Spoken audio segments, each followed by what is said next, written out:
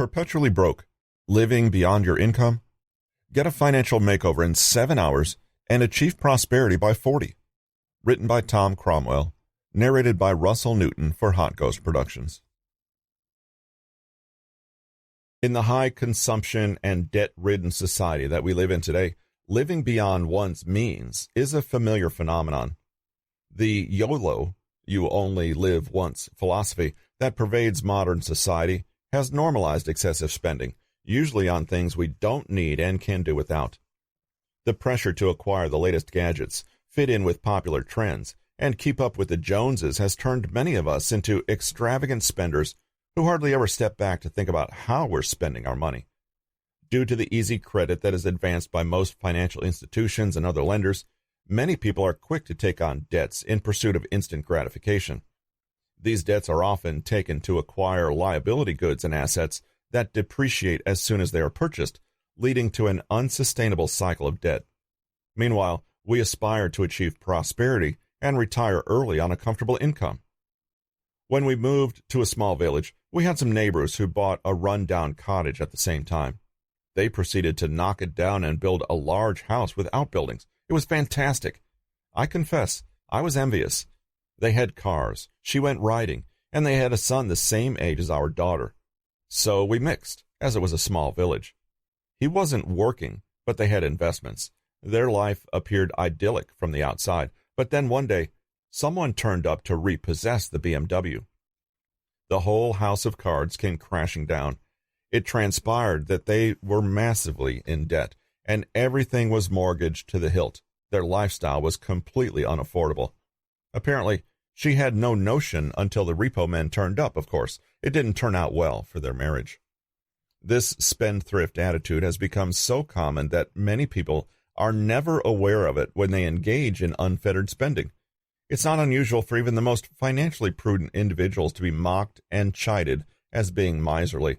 However, despite how normalized it has become, living beyond one's income can have dire effects, not just on individuals, but on organizations and even economies as well.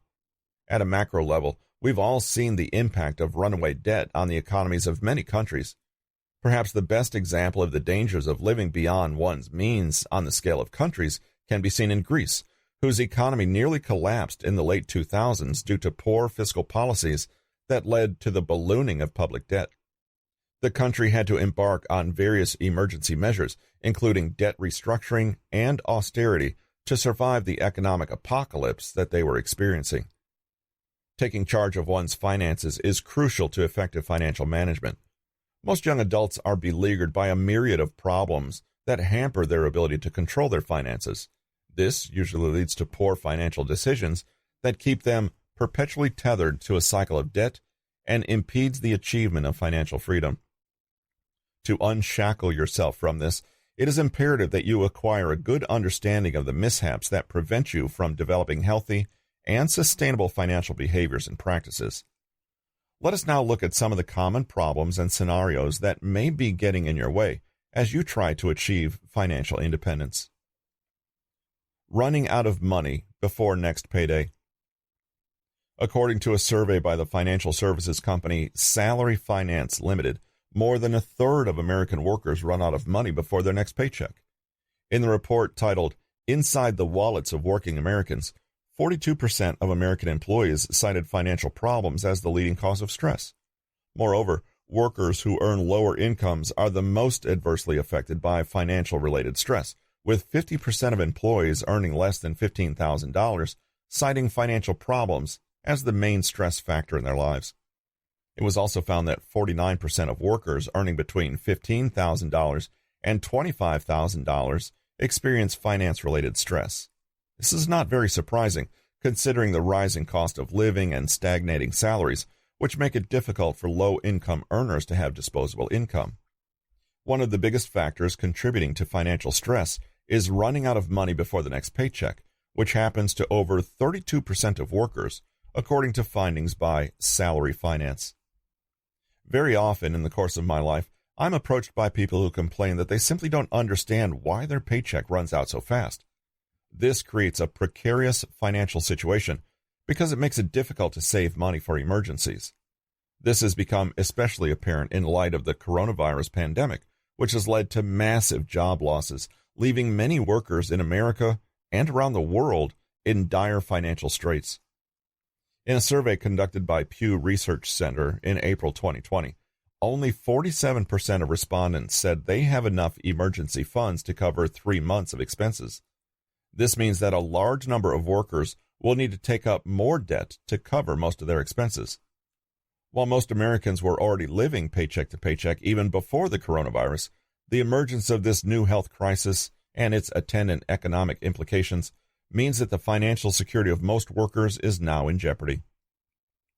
This is not a problem that is purely experienced by low-income earners. Even professionals who earn a quite reasonable salary usually admit that they don't know where their paycheck went. While there are myriads of reasons why most people's wages seem to disappear into thin air as soon as they are paid, I have found that poor budgeting skills are often the root cause of this. Specifically, misunderstanding how much is available as free funds after making debt, loan, mortgage, or rent payments. Individuals who fail to budget for their paycheck in advance usually end up misallocating their finances and incurring unplanned expenses, which cause their money to run out faster. Therefore, learning how to budget appropriately and sticking to one's budget can help to mitigate this problem through planned spending. Not knowing the size of overdraft or debt. Another common problem that hinders most people from achieving financial freedom is the failure to keep track of debt, which is due to the fact that debt and credit distort our sense of spending. A little while ago, my sister-in-law tragically passed away from a stroke at a relatively young age. A while before, her mother passed away, and she and her sister were the beneficiaries of a decent-sized estate. The family had always lived a seemingly modest existence, commensurate with modest salaries. We would be the beneficiaries of hand-me-down clothes for my nephew, of which were always plenty, of good quality brands, but we thought nothing of it.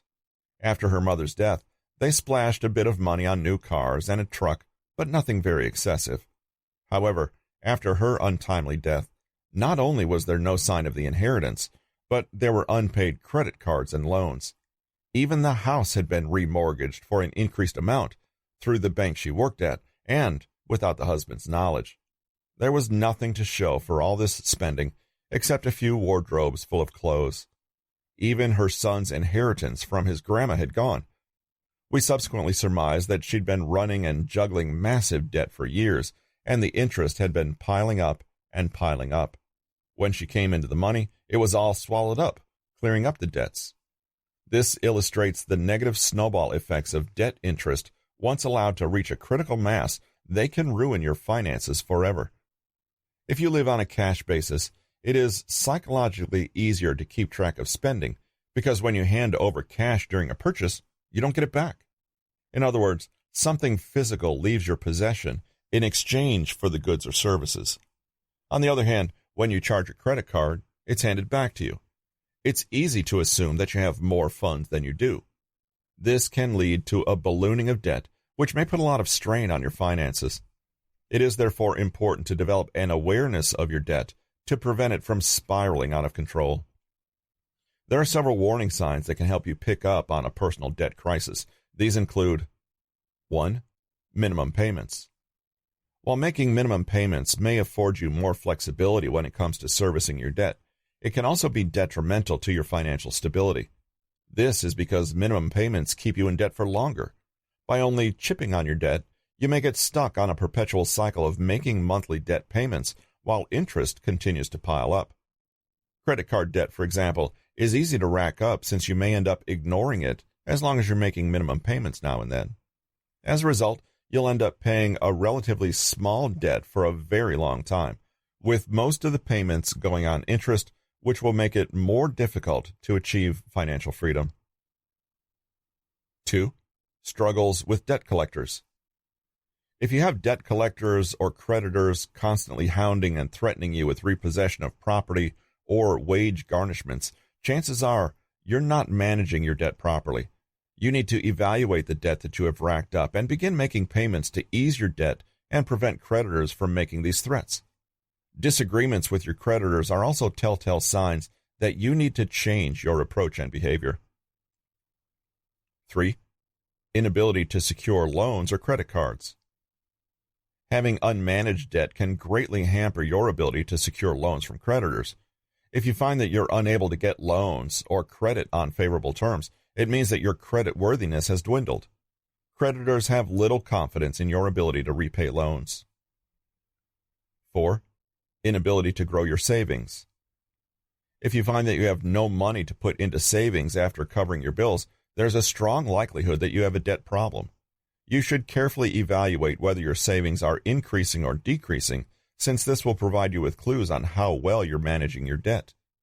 If you notice that you often have to dig into your savings or retirement funds to cover your day-to-day expenses, this is a sign that you have unsustainable debt. Impulsive or compulsive spending. You see it and you want it now. Impulsive spending is undoubtedly a common phenomenon in today's culture of high consumption. Nearly everyone can admit to having purchased a product or service at some point simply because they thought it was attractive. The rise of online stores has made it a lot easier and convenient to shop for products and services without even having to leave the house. However, the convenience that online shopping provides has also made us more prone to spend money on things that we may not necessarily need. According to a recent survey by Finder.com on consumer habits, 88.6% of Americans admit to having engaged in impulsive shopping online, with each individual spending an average of $81.75 per session. While impulsive buying is not necessarily a bad thing when done occasionally, it can lead to serious problems when done regularly. Individuals who engage in frequent impulsive buying tend to overspend, and this can lead to negative feelings of guilt and self-loathing, which can give rise to a cycle of more spending to assuage these feelings. For some people, these problems develop further and become compulsive, a habit that is out of their control, an addiction. This makes compulsive spenders prone to anxiety, low self-esteem, and unhappiness. From Spenders Anonymous, a client we'll name R is quoted as saying, "I believed at the time that everyone had credit cards and always bought what they wanted. That's what I did. I spent a lot of time window shopping, store shopping, and buying now but paying later. I always thought I would have the money, so I lived with this heavy feeling from debt and also from living in a fantasy world. I bought things because I thought that was where happiness was." So, why do a lot of people engage in impulse buying, given how problematic it can be? Well, here are a number of factors that may motivate individuals to spend impulsively. 1. The desire to save money. Most times when people engage in impulsive buying, the motive is usually to take advantage of the attractive discounts that are offered on items that are on sale. For instance, you may find that your favorite store has shoes on sale and think it's best to buy a pair or two. This may seem like a prudent financial decision, especially if your shoes are starting to wear out and you were already planning to buy new ones in a month or two. However, despite your very reasonable rationalization, you will still end up spending money that you did not budget. Since you hadn't factored new shoes in your budget, the reality is that you don't have the money to spend on the purchase of shoes. But your desire to save cash causes you to overlook this factor and buy them anyway. 2. A need to feel good. In the consumerist society that we live in today, there's pressure for people to purchase things they don't need to compensate for any insecurities or dissatisfactions that they experience. Companies are constantly conducting aggressive advertising campaigns that are designed to make people believe that they would be happier, more attractive, or successful if they purchase their products. As a result, individuals feel pressured into spending a lot of money on things that don't add tangible value to their lives. When I was younger, my wife and I visited a couple. The husband worked at the same firm as my wife.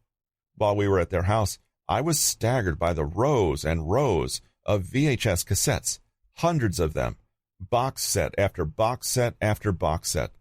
There on the wall were several thousand worths of spending, and this was a young couple with a new mortgage. I couldn't believe anyone could pour so much money into buying stuff they had probably already watched on television or at the cinema.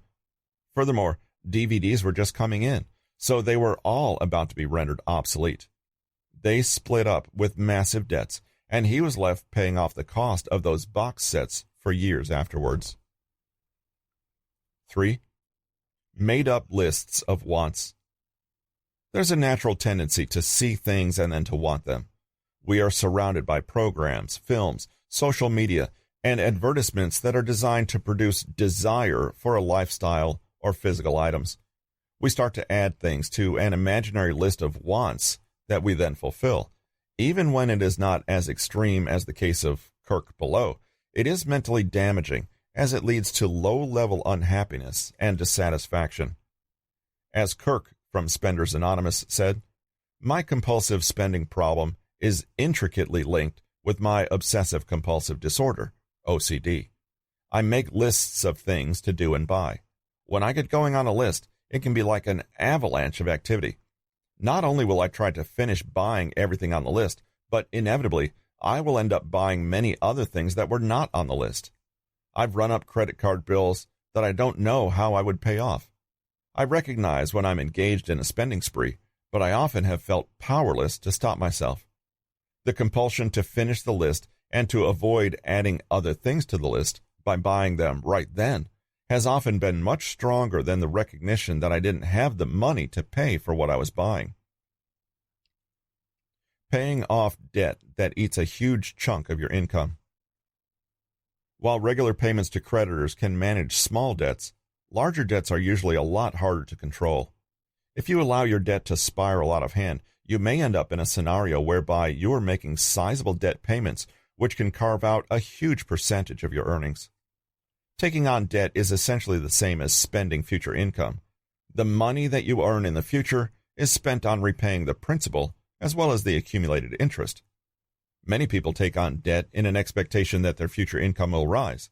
This assumption can often fail to materialize. If you don't manage your debt early, it may eventually get to a point where all your income that is not used in necessities ends up servicing the interest on your debt. When it gets to this point, this is where the house of cards collapses. The following table illustrates the amount of interest you will pay on some example loans.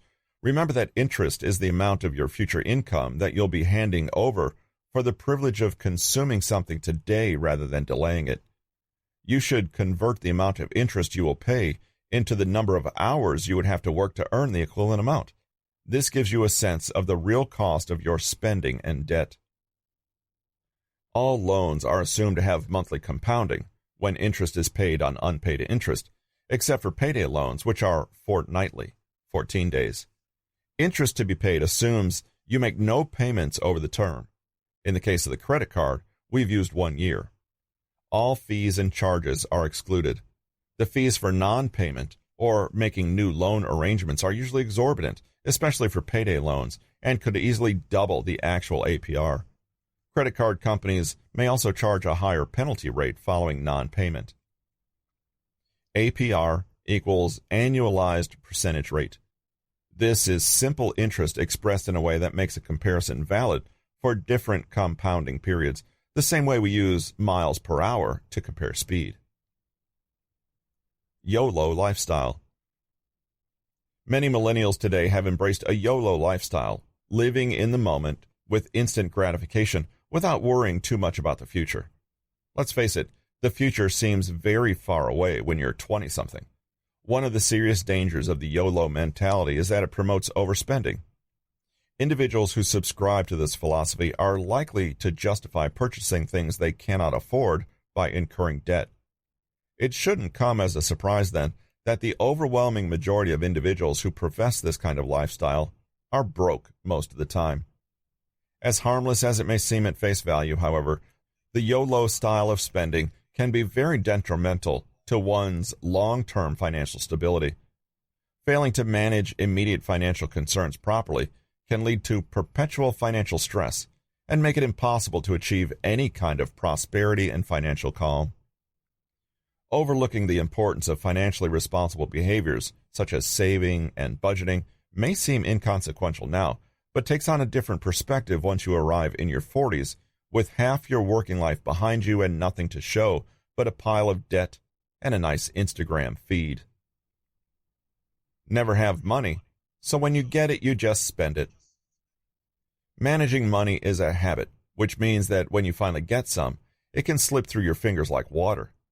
If you don't have a regular source of income, you're more likely to have a pile-up of expenses and, as a result, end up spending all your money as soon as you earn it. This is what makes it difficult for you to develop a habit of saving and growing your disposable income, thus keeping you in a loop of debt and borrowing. Furthermore, having an unstable income makes it slightly more complex to manage your finances and plan for the future. We will address the solution to this later.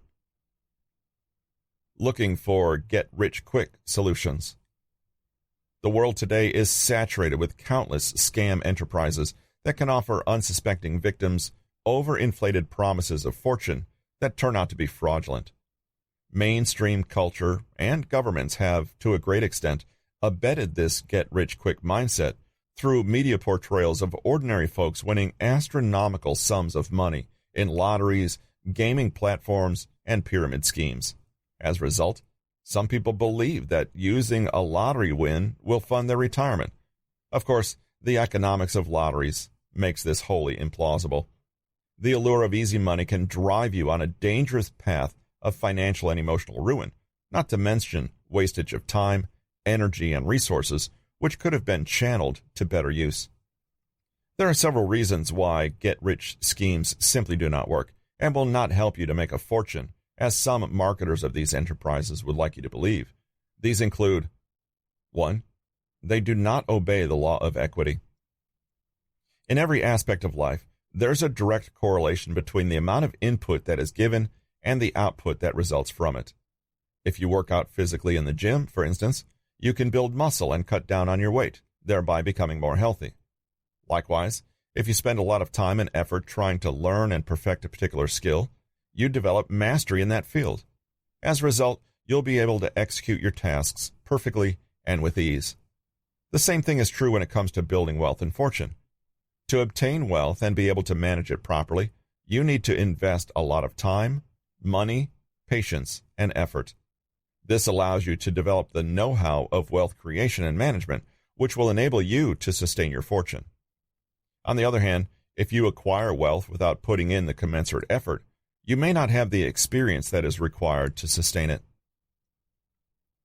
2.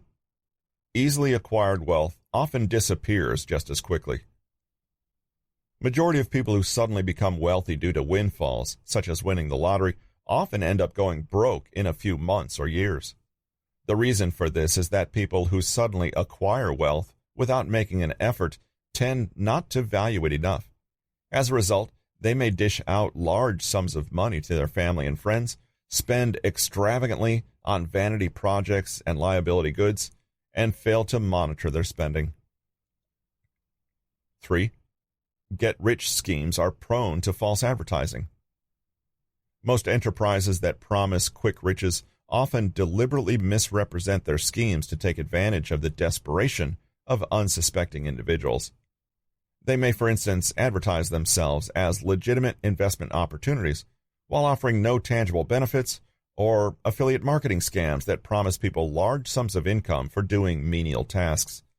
In some cases, they may even be rich relative scams, which trick their victims into thinking they've won a windfall from a wealthy relation. Instead, these enterprises simply rely on unsuspecting individuals and swindle them of their money. Although there's nothing inherently evil about wanting to get as far as possible with minimal effort, resorting to these get-rich-quick schemes can make you an easy target for would-be scammers who are only looking to leave your pockets dry.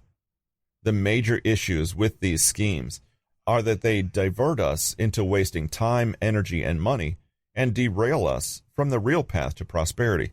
So the first step in building healthy financial behavior is to understand that nothing comes easy, and you'll have to put in some tangible effort to reap the rewards that you're seeking. Once you become aware of this fact, you will develop an appreciation of financial discipline and begin to work on managing your finances more effectively. In summary, here are the main takeaways from this chapter. Achieving financial freedom requires you to understand the problems and issues that have delivered you here at this moment in time. Get-rich-quick schemes are not effective ways of creating wealth. Expect to get out what you put in. Make a list for yourself of all the financial problems that you have in your life, and, for each problem, identify the root cause of that problem.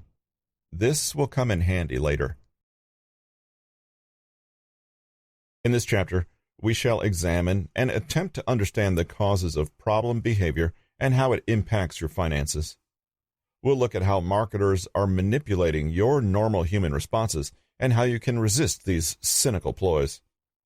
You will learn about the 5 common problems sabotaging your prosperity, 7 debt myths that are keeping you impoverished, the difference between good debt and bad debt, 5 psychological weapons being used to make you overspend, how to protect yourself from influencers.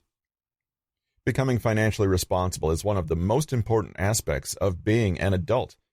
If you've recently left home and are trying to chart your path in the world, it's vital that you learn how to manage your finances properly to sustain your lifestyle and grow your wealth.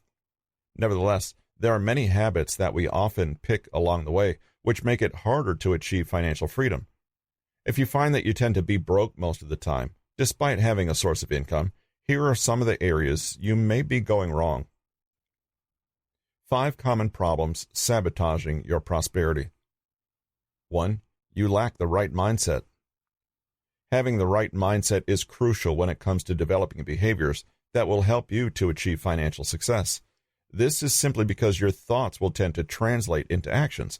So before you even embark on the task of effecting financial discipline in your life, you need first to make a conscious decision that you want to create wealth and achieve financial freedom. Once you convince yourself that you are capable of becoming wealthy and make the choice to work towards that goal, you'll have the motivation and drive to implement the necessary changes in your behavior and lifestyle.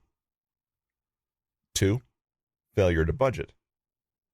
In order to plan your financial life in a sustainable way, you must learn how to budget your money. Having a budget not only allows you to keep your expenses low, but also enables you to make shrewd investments.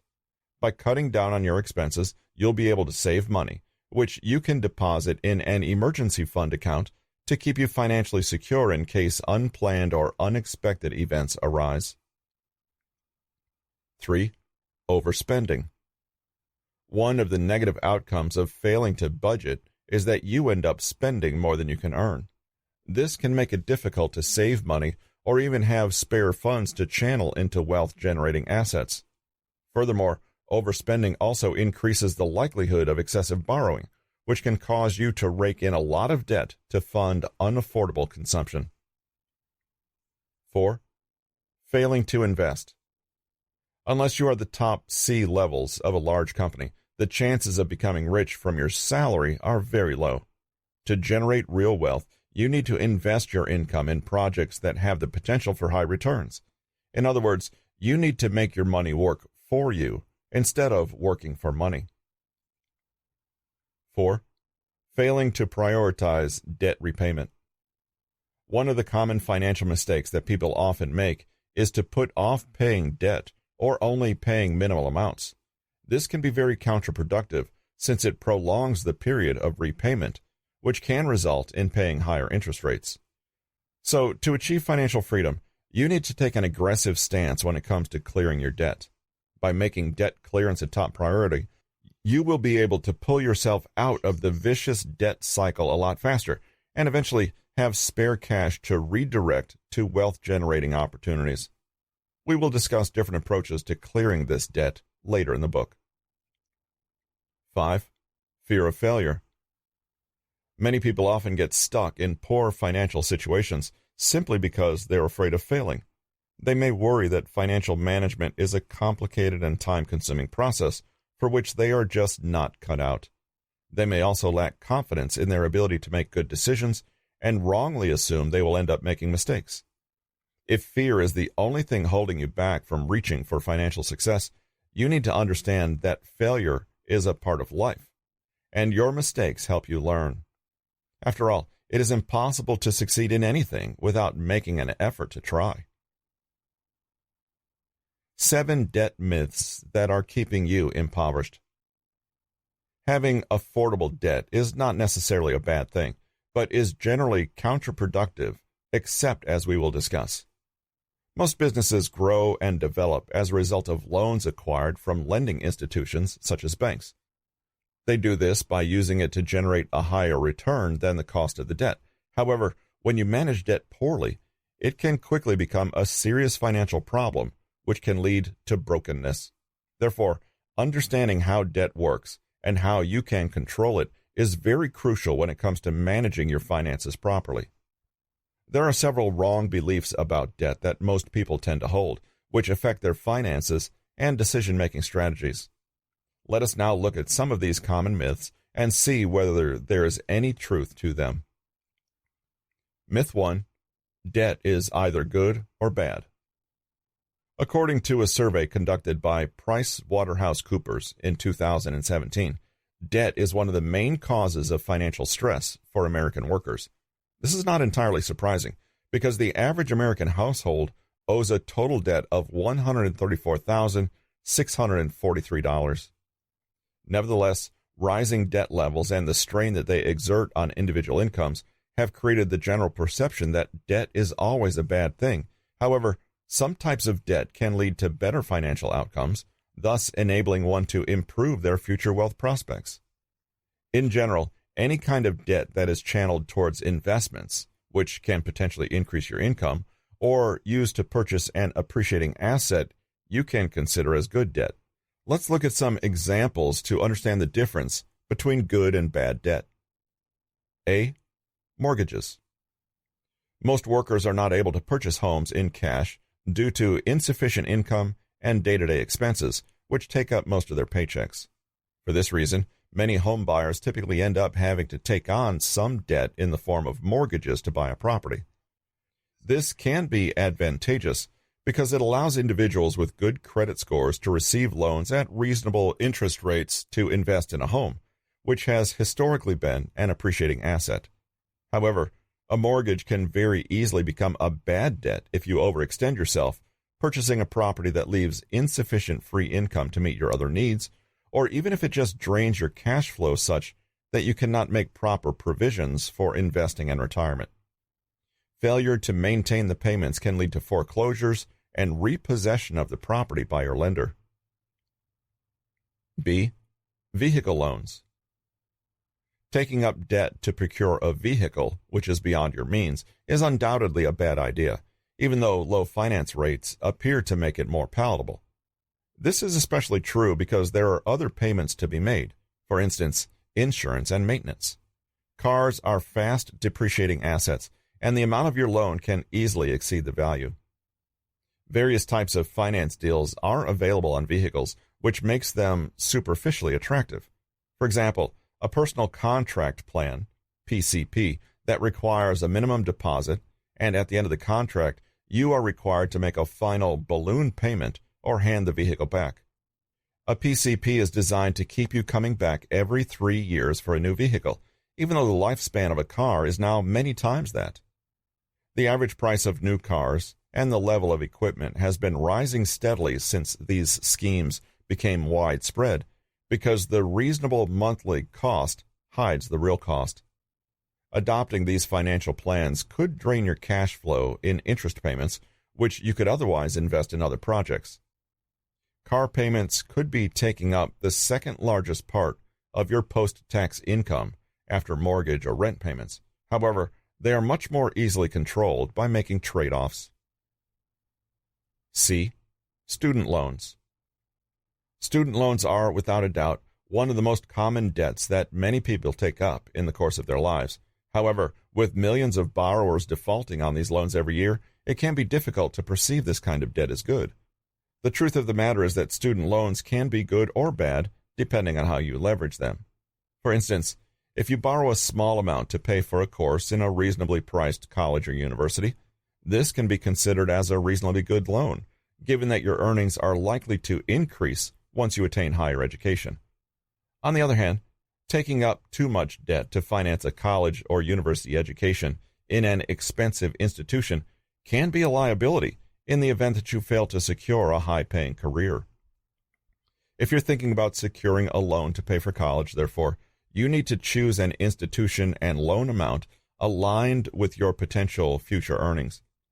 As a rule of thumb, good debt is one that promises future benefits, either in terms of increased earnings or improved quality of life. In contrast, bad debt is one that is likely to cost you more money in the future or leave you worse off than if you hadn't taken the debt in the first place. Any kind of debt that you incur as a result of financing a lifestyle that is beyond your earnings, you should consider as bad debt. For instance, if you charge your credit card to pay for things like fancy clothes, entertainment, and expensive phones, then carry forward the debt every month, you will eventually end up accruing more interest, which may sink you into debt even further. Conversely, if you borrow some money from a bank to set up a side hustle to supplement your income, you will be able to repay the loan from the profits that your enterprise generates, thus improving your financial prospects. Myth 2. You should only start to save once you have finished paying your debt. Many people often wrongly believe that they should save once an individual has completely cleared all their outstanding debt. While this may seem rather logical at face value, channeling all your spare income to debt repayments may not be the ideal way to go, especially if you have large outstanding debts. It is therefore advisable to approach your financial situation from a balanced perspective. We'll discuss this later in the book. Myth 3. You will lose your possessions if you fail to repay your outstanding debt. It's not uncommon for people to worry that creditors will repossess their possessions if they are declared bankrupt. This, however, should not be a reason for concern. While lenders can repossess homes and vehicles in case owners are unable to repay the debt, personal effects, household goods, and furniture are generally exempt from bankruptcy claims. Nevertheless, there are instances where your creditors may ask you to include items of high value, such as expensive paintings and luxury cars, in a sworn statement of affairs. As long as you make regular payments to your creditors, you are likely to keep all your possessions. Myth 4. You will lose your job if you are unable to pay back your debt. Many people often express concern about getting fired by their employers if they file for bankruptcy. The truth of the matter, however, is that it is illegal for employers to dismiss their employees from the workplace simply because they have defaulted on their debt payments or filed a bankruptcy claim. Your employer will not even be informed about your bankruptcy unless there is a wage garnishment order. In case this order is granted by a court, your employer may be tasked to withhold a certain amount of your paycheck and send it directly to your creditor until the debt has been cleared. Myth 5. You will be unable to secure credit in the future if you declare bankruptcy. While most people tend to perceive bankruptcy as some kind of punishment for loan defaulters, it is designed to be rehabilitative.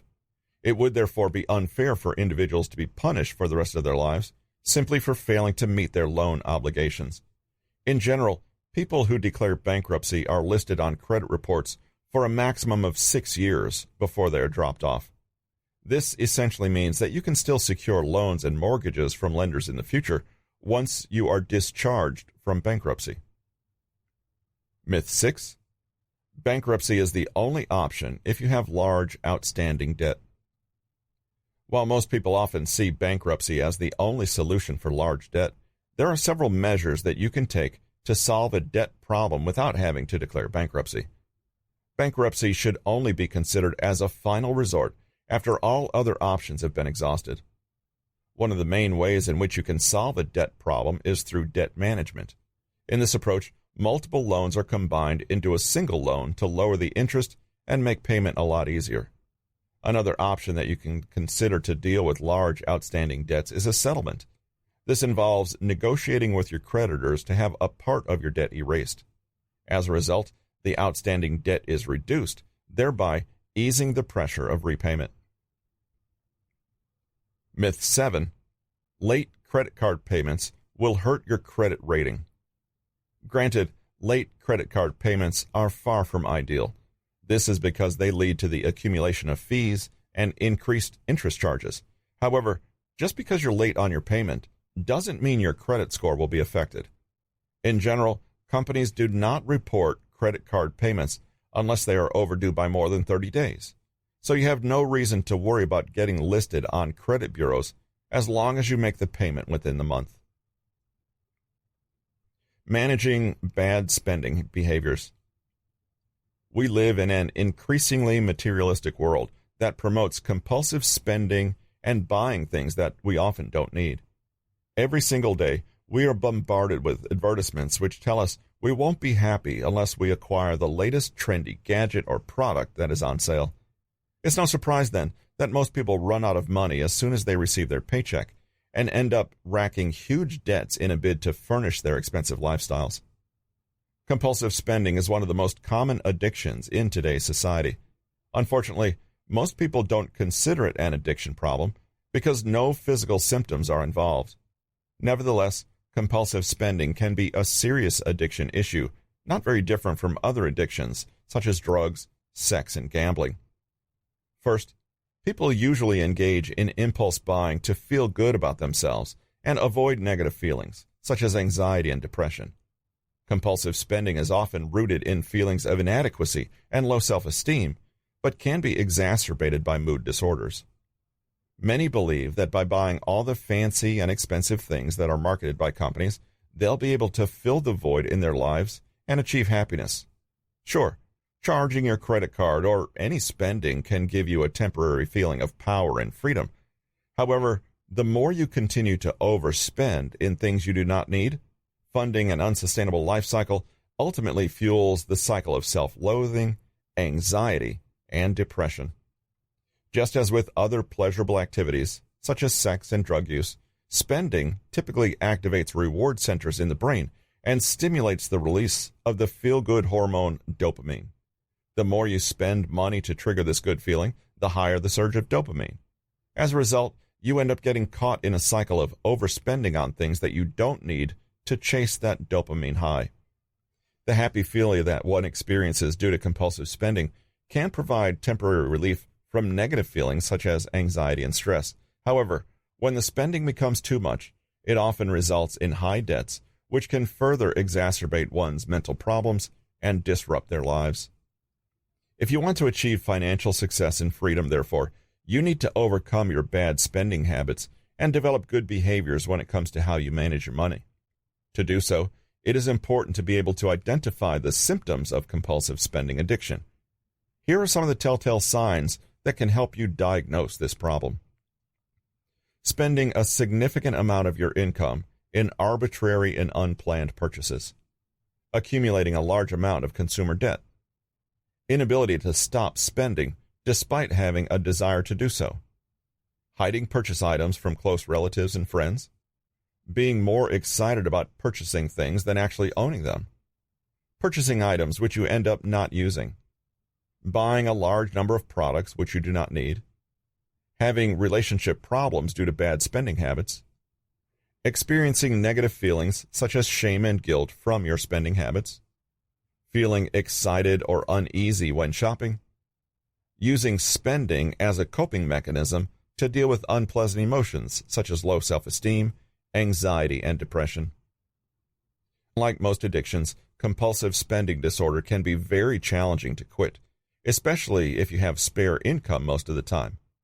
Nevertheless, cognitive behavioral therapy can help to mitigate this problem by addressing the psychological factors which contribute to needless spending. Overcoming the challenge of compulsive spending also requires a total change in one's mindset. Desire. Are you being manipulated into spending more?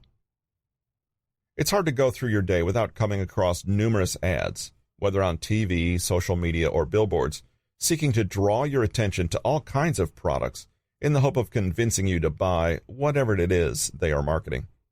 While there's nothing inherently wrong with advertising, many companies today employ manipulative tactics which are psychologically influencing us into spending money on things that we don't need.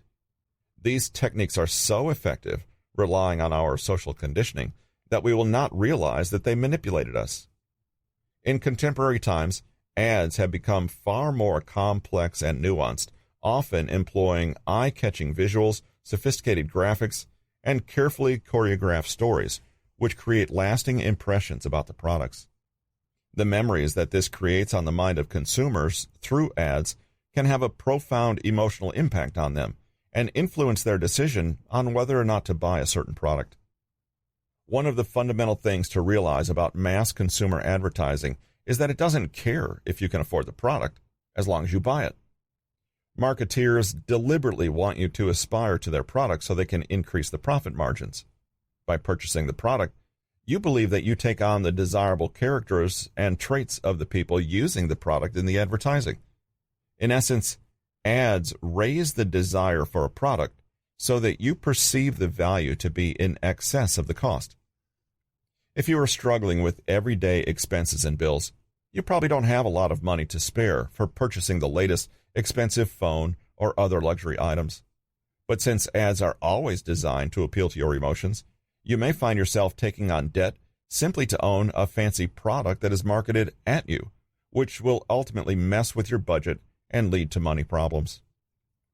Advertisements are designed to arouse extrinsic motivation to influence you to purchase things that may not necessarily be useful to you. Intrinsically motivated people usually have an innate feeling of self-acceptance and will do things because they intuitively believe they are good for them. On the other hand, extrinsically motivated people tend to focus too much on how others perceive them and are more likely to prioritize social acceptance and popularity than personal happiness and fulfillment. Advertisers are very conscious of this fact, which is why they employ messaging tactics to evoke desire in consumers and make them believe that they won't be whole, happy, or accepted unless they own a particular product. Desire is a very powerful emotion that can overrun one's ability to make rational decisions. Therefore, before purchasing any product that is being advertised, you should take the time to think it through carefully to ascertain whether you are buying it because you need it or simply because the advertisers tell you that you do. One useful tactic that you can employ is to enforce a mandatory holding strategy on your spending, whereby you wait 72 hours before deciding to purchase a product. This will give you enough time to decide whether you want to proceed with the transaction or not. One of the factors that usually drives people to spend is the perception that whatever they own is not enough. For instance, you may feel like your possessions, such as your phone, car, or house, are not as good as someone else's. This can lead to feelings of inadequacy, which consequently push you to spend more to try to attain the same status. It is important to realize that every individual's circumstances are unique, and so comparing yourself with them, especially fictitious advertising characters, serves no useful purpose other than to dent your self-esteem and confidence. By avoiding the stimuli, which gives you a false perception, you can develop a healthy sense of being and completeness, thus eliminating buying things that you don't really need. 5 psychological weapons used to make you overspend. We've talked in general about the power of advertising to change our behavior. Now, we're going to learn about 5 specific methods or tricks that are used every day to influence us and increase our desire for materialistic things. Contrast principle. When we experience similar things in succession or simultaneously, we evaluate the lesser or greater value of the second through direct comparison with the first. This contrast effect will create an increased or diminished perception of the second thing, dependent on how we viewed the first. For example, when you lift a heavy bag and then a lighter one, the second bag will appear lighter than it really is. This contrast effect is because our brain evaluates things based on the comparison that is most easily accessible at that given moment, rather than the most suitable one.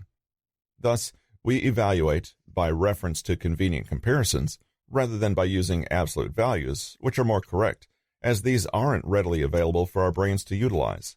This often leads us to make biased judgments. The contrast effect applies to many judgments we make day to day. For example, if at a cocktail party you talk to an unattractive person and are then joined by an average-looking person, you'll judge the average-looking person to be more attractive than they really are. Also, more so than you would have perceived them to be had you seen them on their own, before you had this unreliable scale of comparison implanted. In this way, the contrast effect can affect our judgments concerning people, products, market values, and the values of many other attributes and characteristics. The contrast principle has many applications in sales and marketing, and is often utilized by brands to influence customers' perceptions of their products. For example, a technique commonly used by salespeople is to offer either low quality or an overpriced luxury item alongside the one they really want you to buy. They do this to influence your perception of this target product as being a good value deal in comparison to the other items they offered. Reciprocity. People are socially obliged to give back to others the form of a behavior, gift, or service that they have received first. If a friend invites you to their party, you feel obligated to ask them to a future party you were hosting. If a colleague does you a favor, then you owe that colleague a favor. In the context of social obligation, people are more likely to say yes to those who they owe. This principle is exploited ruthlessly. Charities know this well, which is why they send a free gift, such as a pen, when they are soliciting donations. Likewise, restaurants exploit this when they give you a mint along with your bill. This simple act will increase tips by 3%. Authority. Authority is the idea that people follow the lead of credible, knowledgeable experts. Physiotherapists, for example, can persuade more of their patients to comply with recommended exercise programs if they display their medical diplomas on the walls of their consulting rooms. People are more likely to give change for a parking meter to a stranger if that requester wears a uniform rather than casual clothes. What the science is telling us is that it's important to signal to others what makes you a credible, knowledgeable authority before you make your influence attempt. In the same vein, advertisers will use authority figures like dentists to market their products, such as toothpaste or toothbrushes, as the claims appear more credible. Scarcity. People always want more of those things they can have less of. For instance, when British Airways announced in 2003 that they would no longer be operating the twice-daily London to New York Concorde flight because it had become uneconomical to run, sales took off, pun intended, the very next day. Notice that nothing had changed about Concorde itself. It didn't fly any faster, the service didn't suddenly get better, and the airfare didn't drop. It had simply become a scarce resource, and as a result, people wanted more of it. This is why sales are always ending today or for one day only. They want you to believe that you'll miss out if you don't grab that bargain right now. Consistency. Consistency is an adaptive behavior that has been very beneficial. Doing certain things always in the same way and making decisions according to the same values help us survive in a complex world. We feel bad if we say we're going to do one thing and then we don't do it. We unconsciously strive for consistency in our commitments. We prefer to follow pre-existing attitudes, values, and actions, so it's much more likely that we end up doing something after having admitted to agreeing with it, verbally or in writing. Not only do we want to be consistent, but we also need to look consistent. The more effort you put into doing something, the more influential the principle of consistency will be. In Cialdini's research, he found that not only will people go out of their way to behave consistently, they will also feel positive about being consistent with their decisions, even when faced with evidence that their decisions were erroneous. For example, at the racetracks, people are much more confident of their horse's chances of winning just after placing the bet than they are immediately before laying down that bet. Second, we don't know ourselves that well. Sometimes we say something or do something without thinking it through beforehand. Then our mind says, okay, I just bought my third Starbucks in a week. I must really like coffee and Starbucks. Maybe I even can't function properly without them.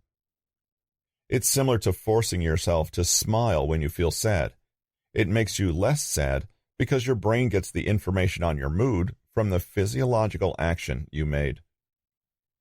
Third, sometimes we'll decide on our identity, and hence our behavior, by looking at what others think about us.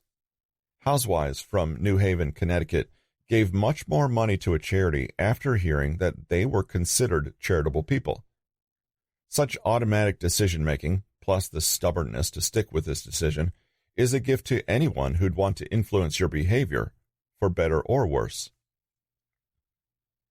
Poverty is not relative. We just perceive it that way. The rise of social media platforms in the past 2 decades has undoubtedly revolutionized the way we interact with each other. Sites such as Facebook, Instagram, and Twitter constantly keep us in touch with our friends, family, and acquaintances, and peek into their lives without being constrained by the barriers of distance or time. While this increased connectedness has produced a transformational effect on our personal relationships, it has also come at considerable cost to our mental health and the way we perceive ourselves. Picture this. You're scrolling through your news feeds on Facebook or Instagram, and suddenly an image of one of your friends having a great time at a posh restaurant pops up on your screen. They seem to be happy and smiling, which makes you envious of them. Immediately, you begin to think about your meager income and the fact that you're not able to afford a meal at such a swish location. This will likely cause you to feel inadequate and inferior, thus feeding into the negative thoughts you have about yourself. Your self-esteem ends up taking a hit, and your self-confidence diminishes. A friend said to me, "You're always out and about eating in nice places." As my wife will attest, that is inaccurate, but this is because the only time I post on social media is when we go out. After all, the rest of our life is as mundane as the next person. What he was seeing from his Facebook feed was a complete caricature of our lives.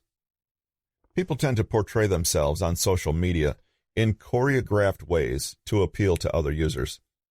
There's a lot of pressure on social media for people to present themselves in glamorous vignettes to achieve popularity and influence on these platforms when, in real life, they may be struggling like everyone else.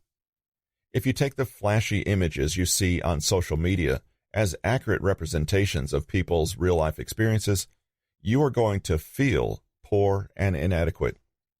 It is worth remembering, in fact, poverty is not relative. Real poverty is living in a shack without access to running water or proper sanitation, where if you don't work that day, then you won't eat. Billions of people live that type of existence. So, although you may feel poor as compared to some of your friends or acquaintances in social media, there's always someone else who is worse off than you. By appreciating yourself and what you have going for you at the moment, you can eliminate the tendency of comparing yourself with others and the need to show off on social media. How to arm yourself against manipulation.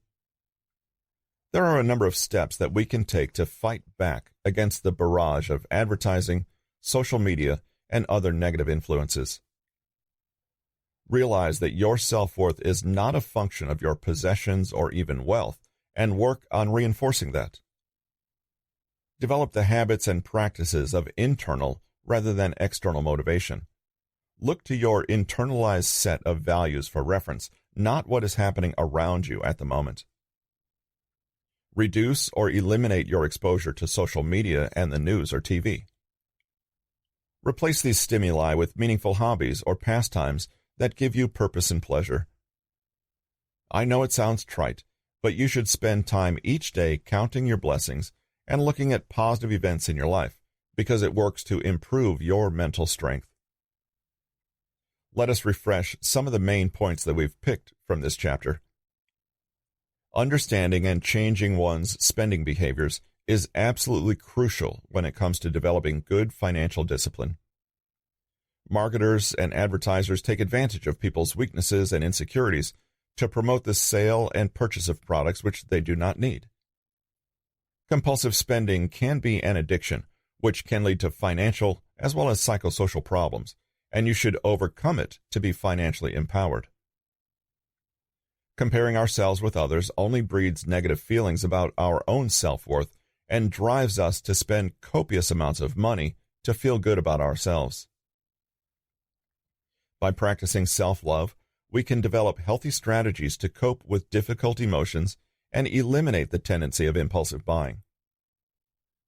Develop the habits and behaviors of intrinsic motivation to protect yourself from negative influences. Make a list of all the times over the past few weeks you've compared yourself unfavorably to others and consider the circumstances. Then, do an exercise to look at all the positives in your life, including your relationships. Consider giving up social media for a week or two and see if you feel better off without it. This has been Perpetually Broke, Living Beyond Your Income. Get a financial makeover in 7 hours and achieve prosperity by 40. Written by Tom Cromwell, narrated by Russell Newton for Hot Ghost Productions.